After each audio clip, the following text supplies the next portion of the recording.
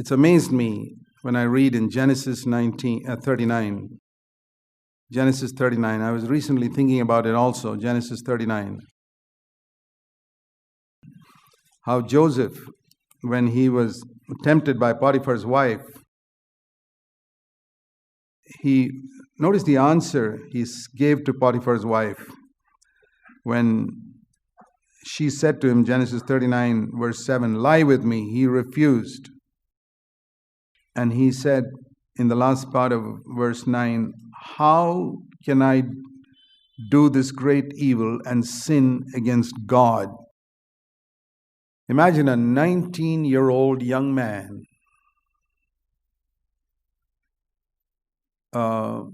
saying something like that, who has no Bible, and Jesus hasn't come, he doesn't know anything about Jesus Christ, no Holy Spirit dwelling in him, no fellowship, no meetings, no marriage seminars, no instructions to young people how to overcome temptations of sex. Today, people need to hear so many messages on overcoming sexual temptation. He didn't hear one. And he didn't have a Bible. He had a God-fearing father who told him a little bit, but that father was not here.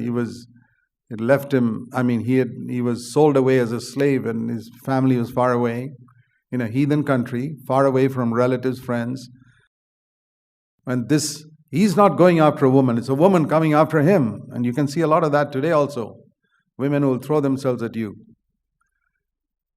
Imagine, maybe she was an attractive woman. Some attractive woman throws herself at you, and there's nobody you know around, and you're all alone in the room. And you're far away, and you got to admire this fellow Joseph. That taught me one thing. To overcome sexual temptation, you don't need the Bible. You don't need a church. You don't need to hear messages on how to overcome sexual temptation. You don't need fellowship. You don't need anything except the fear of God. What all excuses we make when we fall into sexual sin. Oh, I'm not filled with the Holy Spirit. Oh, brother, I was not careful. I wasn't reading the Bible enough. I wasn't attending the meetings enough. No, brother. Go to the root cause. You have no reverence for God. He wasn't there in your eyes. He was there watching you, but you ignored him.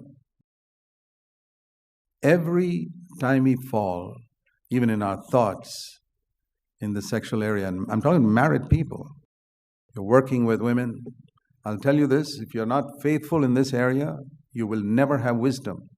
You say, what's the connection between my talking flirtatiously and never touching a woman in my office, but just talking flirtatiously and having problems at home? You don't have fear of God there, and the fear of God is the beginning of wisdom. And there in your office, you prove the whole day that you have no fear of God at all. Well, you're never going to get wisdom.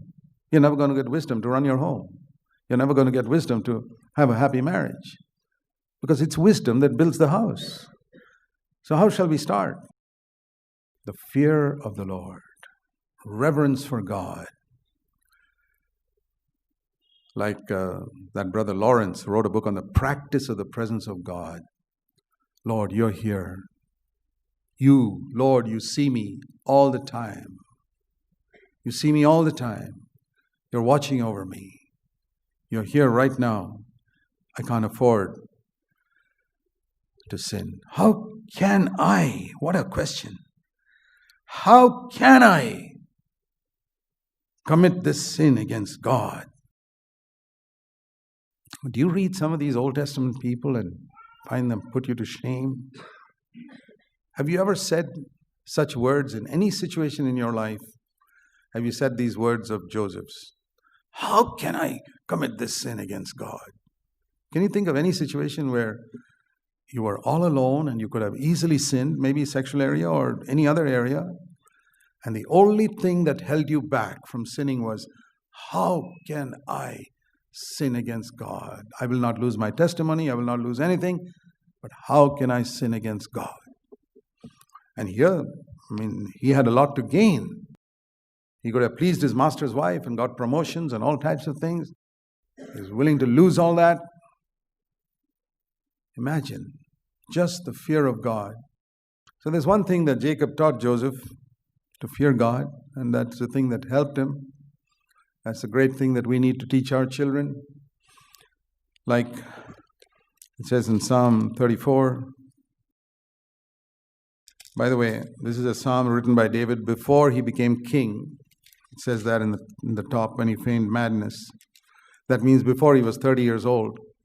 Here's a 28-year-old young unmarried man, David. He wrote it when he was maybe 28, definitely less than 30. Psalm 34, verse 11. Come, you children, listen to me. I will teach you the fear of the Lord. Who is the man who desires long life, that he may say good days? Keep your tongue from evil. Verse 14. Seek peace and pursue it, because the eyes of the Lord are toward the righteous. Come, you children, verse 11. I will teach you the fear of the Lord. Boy, I wish we had some 28-year-old young men and women in our church who could say to others, come, my brothers and sisters, I will teach you the fear of the Lord. This is David, who had no New Testament, just a few books of the Old Testament. No Holy Spirit dwelling within him. But he had learned the fear of the Lord. Of course, later on he backslid. It's usually what happens when people become rich. Have you noticed in your life, in the days when you were poor, struggling, you had more fear of God? Now you become rich with plenty of money, the fear of God gradually departs. I have seen it universally. It's a very sad thing that happened to David. That's why he completely lost the fear of the Lord. Later on, married 8 wives, and I don't know how many concubines he had, and sinned with Bathsheba and killed her husband and all that. But in the beginning, I've seen young people like this, God-fearing. As they grow up, they become backsliders. It need not be like that. In the New Testament, we can go from glory to glory to glory to glory. The path of the righteous to shine more and more until the perfect day.